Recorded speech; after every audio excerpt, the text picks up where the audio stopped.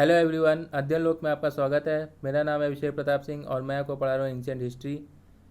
आप हमारी वीडियो की पीडीएफ पाने के लिए हमें टेलीग्राम चैनल पर ज्वाइन कर सकते हैं। हमारा टेलीग्राम चैनल है अध्ययन लोक, और किसी भी क्वेरी के लिए आप हमें जीमेल कर सकते हैं। हमारी जीमेल आईडी है adyanlok@gmail.com, और हमें व्हाट्सएप कर सकते हैं 5357960006 पे, और आप हमें फेसबुक और ट्विटर पर भी फॉलो कर सकते हैं। आज हम पढ़ेंगे वैदिक संस्कृति का पार्ट 1। देखिए, वैदिक कल्चर को आयरन एज ऑफ इंडिया भी बोलते हैं, क्योंकि इसमें मानव ने लोहे की खोज कर ली थी और वह इसका प्रयोग भी करने लगा था। देखिए, जो हिंदू हिंदू स्क्रिप्चर है वो दो भाग में विभाजित है। पहला श्रुति साहित्य और दूसरा स्मृति साहित्य। श्रुति साहित्य वो जिनको सुनकर लिखा गया है, और स्मृति साहित्य वो जिनको याद करके लिखा गया। श्रुति साहित्य में वेद, ब्राह्मण, आरण्यकाश, उपनिषद हैं। स्मृति साहित्य में उपवेद, दर्शन शास्त्र, धर्मशास्त्र, इतिहास, पुराण, वेदांत, ये सब है। वेद चार प्रकार, वेदों की संख्या 4 है। ऋग्वेद, यजुर्वेद, सामवेद, अथर्ववेद, इन सब के बारे में एक एक करके हम पढ़ेंगे। ब्राह्मण ब्राह्मण ग्रंथ में देवताओं और यज्ञ की रहस्यमय व्याख्या की गई है। मतलब वेदों में बहुत सारे देवताओं की पूजा की जाती थी, बहुत सारे यज्ञ किए जाते थे, उनके बारे में बताया गया है इसमें कि यज्ञ हम क्यों करते थे, इसके पीछे का कारण बताया गया है, उसका परिणाम क्या होता था ये बताया गया है। ये सब ब्राह्मण ग्रंथ में बताया गया है। आरण्यकाश एक संस्कृत शब्द आरण्यक से लिया गया है। इसका मतलब होता है जंगल। जो आरण्यकाश हैं ये सब जंगल में लिखे गए हैं, और इसमें राइट्स और रिचुअल, सेक्रीफाइसेस, मतलब कर्म कांडों पर ज़्यादा जोर नहीं दिया गया है। इसमें फिलॉसफी, मॉरल वैल्यूज़, नॉलेज के बारे में ज़्यादा बताया गया। उपनिषद में भी फिलॉसफी के बारे में ही ज़्यादातर बताया गया है। जो ब्राह्मण और उपनिषद है उसकी ये बीच की सीढ़ी है आरण्यक का। और जो श्रुति साहित्य है वो ज़्यादा सुप्रीम है और ऑथेंटिकेटेड है। जो स्मृति है, ये जो लिखे गए वेदांग, पुराण, इतिहास, ये सब जो लिखे गए, इनका जो बेस था वो श्रुति साहित्य ही था। देखिए, वैदिक कल्चर जो आया, सिंधु घाटी का पतन हो गया, उसके बाद वैदिक कल्चर के हमें साक्ष्य मिलते हैं। और वैदिक कल्चर के बारे में हमें पता कहाँ से चला, उसका जो स्रोत था वो वेद था। और वैदिक संस्कृति का जो श्रेय जाता है, जो उसके निर्माता माने जाते हैं, वो आर्यंस माने जाते हैं, आर्य माने जाते हैं। आर्य एक शब्द है, वो एक कोई जाति नहीं है। आर्य का मतलब जो होता है वो होता है श्रेष्ठ। जिन्होंने अपने आप को उच्च दिखाने का प्रयास किया, स्वयं को उन्होंने अपने आप को आर्य कहा। देखिए, जो पहले ऐसा मानते थे इतिहासकार कि आर्यंस का भारत पर आक्रमण हुआ, इस वजह से सिंधु घाटी सभ्यता का पतन हो गया। हालांकि काफ़ी रिसर्चेस करी गई, उसमें ऐसा कुछ भी नहीं पाया गया, इसलिए ये तथ्य पूरी तरीके से नकार दिया गया। और पर जो आर्यंस का जो मूल निवास है उस पर आज भी मतभेद है। आज भी उस पर रिसर्च चल रही है कि उनका मूल निवास क्या है। एक बुक है बाल गंगाधर तिलक की, the arctic home in the Vedas. ये बाल गंगाधर तिलक द्वारा लिखी गई बुक है। इसमें उन्होंने बताया है कि जो आर्यंस थे वो नॉर्दर्न पोल, मतलब आर्कटिक रीजन के मूल निवासी थे। इसको भी काफ़ी इतिहासकारों ने बिल्कुल तरीके से नहीं अपनाया है, नहीं माना है। लेकिन ये बुक का नाम जरूर याद रखिएगा, the Arctic home in the Vedas. Edmund Leach Cambridge विश्वविद्यालय के प्रोफेसर हैं। इन्होंने बताया कि भारत पर आर्यों का आक्रमण नहीं हुआ था, इसलिए आर्य जो भारत के मूल निवासी ही है। बहुत सारे इतिहासकारों का अपना अपना मत है, उस पर हम ज़्यादा डिस्कशन नहीं करेंगे।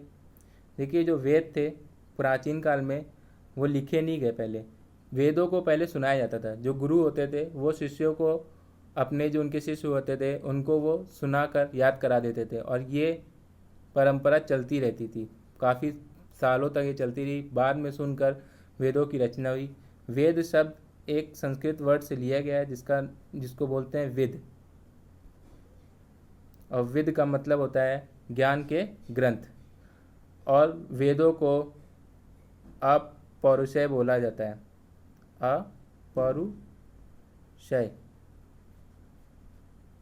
अपौरुषेय बोला जाता है। इसका मतलब है जो कोई व्यक्ति ना कर सकता हो, इसको किसने करा? ईश्वर द्वारा ये कृत है।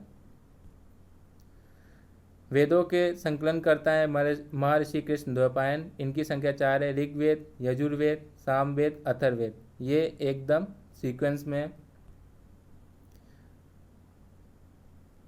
जो वैदिक संस्कृति है उसको 2 भागों में बांटा गया है। पहली ऋग्वेदिक काल और उत्तर वैदिक काल। जो ऋग्वेदिक काल है उसका समय है 1500 बीसी से 1000 बीसी, और जो उत्तर वैदिक काल है वो 1000 बीसी से 6000 बीसी। ऋग्वेदिक काल में ऋग्वेद है और उत्तर वैदिक काल में रिमेनिंग 3 सामवेद, यजुर्वेद और अथर्ववेद है।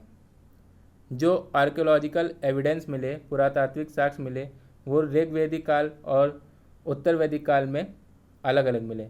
ये ऋग्वेदिक काल को अर्ली वैदिक पीरियड भी बोलते हैं और उत्तर वैदिक काल को पोस्ट वैदिक पीरियड बोलते हैं। जो ऋग्वेदिक काल में आर्कियोलॉजिकल पोर्ट्रीज, मिडब्रांड मतलब होता है जो मिट्टी के बने बर्तन होते हैं, उनको बोलते हैं, वो जो मिले वो काले और लाल रंग के थे, गेरू रंग के थे।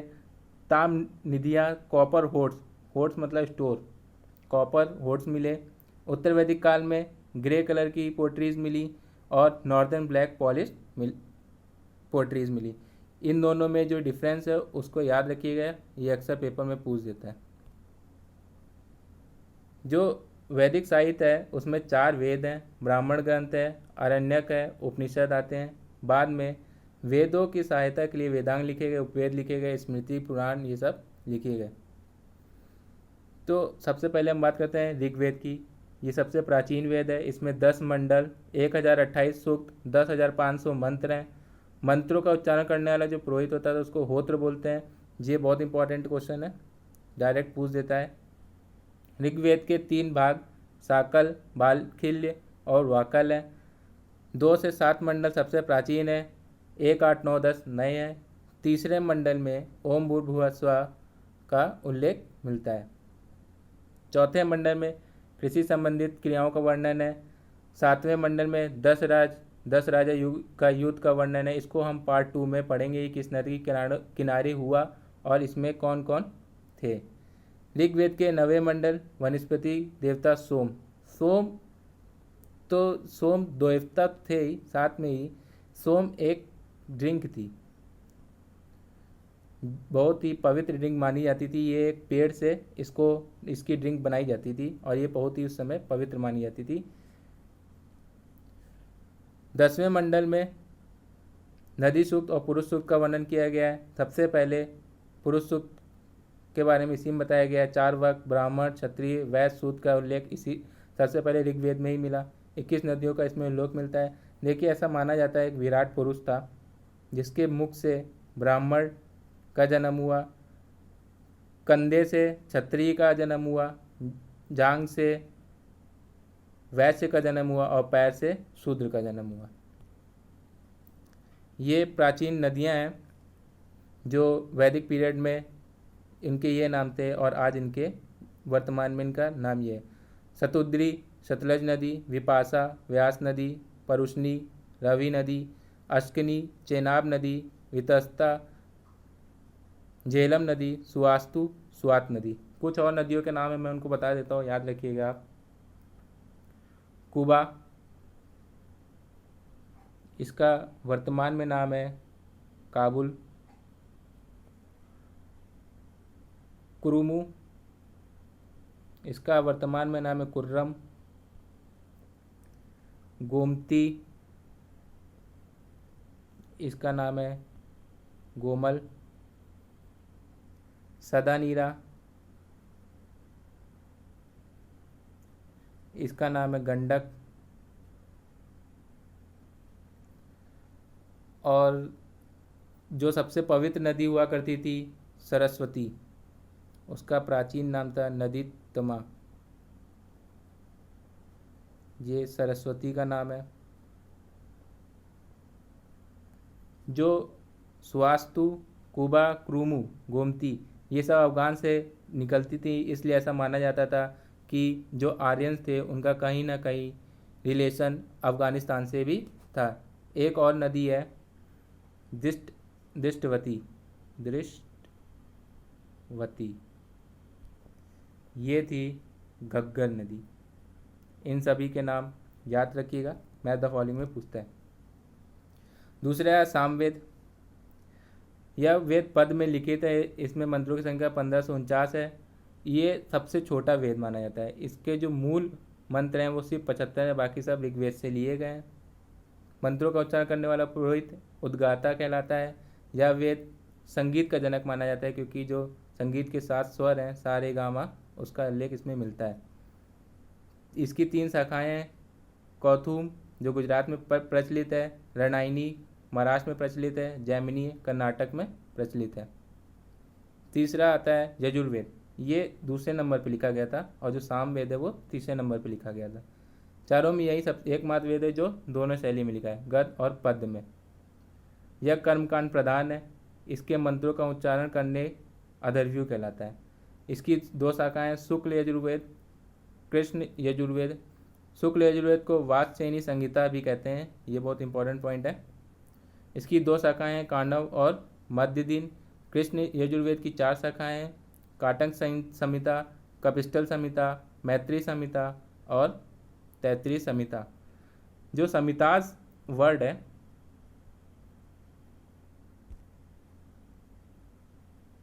संहिताज, इसका मतलब होता है कलेक्शन ऑफ मंत्रा। जो मंत्रों का कलेक्शन होता है उसको संहिताज बोलते हैं। और एक चीज़ और मैं आपको बताना भूल गया, जो ऋग्वेदिक पीरियड था उसमें ईश्वर की स्तुति करी जाती थी, और सबसे ज़्यादा जो स्तुति करी जाती थी वो प्राकृतिक ईश्वर की स्तुति की जाती थी। जैसे अग्नि है, सूर्य है, वरुण है, इंद्र है, इन सब की ज़्यादा स्तुति की जाती थी। यजुर्वेद में 2 यज्ञ का वर्णन मिलता है। एक है राजसूय यज्ञ और दूसरा है वाजपेयी यज्ञ। वाजपेयी यज्ञ भौतिक समृद्धि के लिए किया जाता था, और जो राजसूय यज्ञ है वो साम्राज्य विस्तार के लिए किया जाता था। राजसूय यज्ञ में जो राजा होता था वो अपने घोड़े को छोड़ देता था और वह पूरे शहर में घूम कर आता था, और वह जिन जिन जगहों से घूम के आता था, अगर वह वापस अपने राज्य में आ जाता था तो वो सारी जगह राजा की हो जाती थी, उसके साम्राज्य में मिल जाती थी। यदि कोई राजा उस घोड़े को रोक लेता था तो उसे जो राजा घोड़ा छोड़ता था उससे युद्ध करना पड़ता था। अथर्ववेद 4 वेदों में सबसे बाद में रचित हुआ, सर्वाधिक लोकप्रिय वेद है। इसमें 20 अध्याय, 6000 मंत्र हैं। इसमें अंधविश्वासों और जादू टोना इन सब के बारे में काफ़ी दिया गया है। जो इसका मंत्रों का उच्चारण करने वाला पुरोहित था उसको ब्रह्म कहते थे। इसकी 2 शाखाएं रौनक और पिपलाद। किसी के यज्ञ में कोई बाधा आने पर इस वेद में उसका निराकार दिया गया, इस वजह से इसको ब्रह्मवेद और श्रेष्ठ वेद भी कहते हैं। इसे औषधि आयुर्वेद का जनक भी बोलते हैं, क्योंकि इसमें बहुत सारी औषधियों के बारे में बताया गया है। इसमें जादू टोना, भूत प्रेत आदि का वर्णन भी मिलता है। देखिए, जो ऋग्वेदिक पीरियड था उसमें जो देवताओं की पूजा होती थी, प्राकृतिक देवताओं की पूजा होती थी, अग्नि, सूर्य, वरुण, इंद्र का स्थान सबसे ऊंचा ऋग्वेदिक पीरियड में होता था। इन सब का जो स्थान है वो अथर्ववेद में धीरे धीरे नीचे हो गया, क्योंकि इस समय भूत प्रेत और जादू टोना अंधविश्वासों में लोग ज़्यादा विश्वास करने लगे थे। उत्तर वैदिक कालीन मगध एवं अंग में क्षत्रियों को वात्य क्षत्रिय माना जाता था। इस वेद में उत्तर वैदिक कालीन मगध और अंग इन सब के बारे में अभी हम जब आगे जाएंगे 16वां जनपद में उसमें पढ़ेंगे। इस वेद में वैदिक कालीन की 2 शाखाएं हैं। सभा एवं समिति की प्रजापति की 2 पुत्रियां कहा जाता था। वेद त्रयी 3 वेदों का समूह ऋग्वेद, सामवेद और यजुर्वेद को कहते हैं। ये वेद हैं, उनके ब्राह्मण ग्रंथ हैं कुछ। ये इंपॉर्टेंट ब्राह्मण ग्रंथ मैंने लिख रखे हैं, वैसे तो काफ़ी होते हैं, और ये इधर उपवेद हैं। ऋग्वेद का जो ब्राह्मण ग्रंथ है ऐत्रेय कौशिकीय है, और उसका उपवेद है आयुर्वेद। यजुर्वेद का तांड्य षड्विंश है, और उसका उपवेद है गंधर्ववेद। सामवेद का शतपथ तैत्तिरीय है, और उसका उपवेद है धनुर्वेद। अथर्ववेद का जो ब्राह्मण ग्रंथ है वह है गोपद, पंचविश, उसका उपवेद है शिल्पवेद।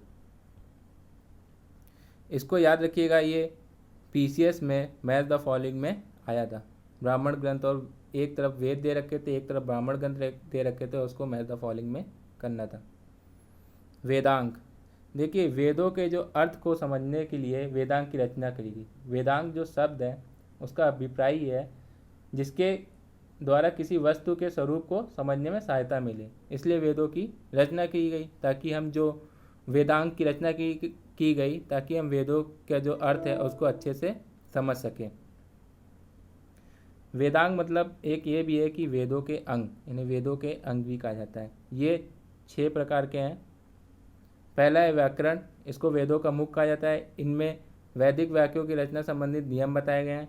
ये बहुत इंपॉर्टेंट पॉइंट है। व्याकरण का सबसे प्राचीनतम ग्रंथ अष्टाध्यायी है, जिसको पनिनी ने लिखा था, और इस पर महाभाष्य या टिप्पणी जो लिखी वो किसने लिखी थी? पतंजलि ने। निरुक्त, वेदों के कान कहा जाता है इनको। इसमें वेदों से संबंधित शब्दों की उत्पत्ति का विवरण मिलता है। निघंटु की रचना आचार्य कश्यप ऋषि ने की थी। शिक्षा, वेदों की नासिका होती है। इस वैदिक शब्दों के शुद्ध उच्चारण हेतु शिक्षा शास्त्र की नामक ग्रंथ की रचना की गई। सबसे प्राचीन शिक्षा का ग्रंथ वामस द्वारा रचित गा एलम है। ये बुक्स के नाम याद रखिएगा, उनके जो राइटर हैं उनको नाम जरूर याद रखिएगा। पेपर में डायरेक्ट या मैथ द फॉलोइंग में दे सकता है। कल्प, वेदों के हाथ, ये कर्मकांड और विधि नियम। कल्प का जो अर्थ होता है वो कर्मकांड और विधि नियम होता है। इसमें बताया गया है कि कर्मकांडों को भली भांति रूप से कैसे किया जा सकता है। इसके 3 भाग हैं। श्रौत सूत्र, इसमें जो वेदिकाएँ बनाई जाती थी, यज्ञ वेदिकाएँ बनाई थी, तो उनके नाप के बारे में बताया गया है, इसीलिए। और इसको रेखा गणित का जनक भी माना जाता है। रेखा गणित मतलब ज्योमेट्री। गृह सूत्र, इसमें घर से संबंधित कर्मकांडों एवं यज्ञों का विवरण मिलता है। इसके जो रचयिता हैं वो आश्वलायन है। धर्मसूत्र, इसमें राजनीतिक, सामाजिक, धार्मिक कर्तव्यों का विवरण मिलता है। इसके जो रचयिता है आपस्तंभ है। 5th है ज्योतिष, वेदों की आँख, इनको वेदों की आँख बोला जाता है ज्योतिष को। इसमें मानव पर पड़ने वाले ग्रह नक्षत्रों के जो प्रभाव होते हैं उनके बारे में बताया गया है। प्राचीनतम ग्रंथ लगत मुनि द्वारा रचित वेदांग ज्योतिष है। छंद, वेदों के पैर, इनको वेदों का पैर बोला जाता है। देखिए जो वैदिक पद थे उनको एक सूत्र में कैसे लिखा जाए, इसलिए छंद की रचना की गई थी। और सबसे प्राचीनतम छंद पिंगल द्वारा रचित छंद सूत्र है। यहाँ पे हमारा पार्ट 1 एंड होता है। इसके बाद हम पढ़ेंगे पार्ट 2। अगर आपको वीडियो अच्छा लगा हो तो प्लीज़ इसे लाइक करिएगा, सब्सक्राइब करिएगा और शेयर ज़रूर करिएगा, ताकि ज़्यादा से ज़्यादा लोग हमसे जुड़ सकें। तब तक मिलते हैं पार्ट 2 में। तब तक के लिए good bye and take care.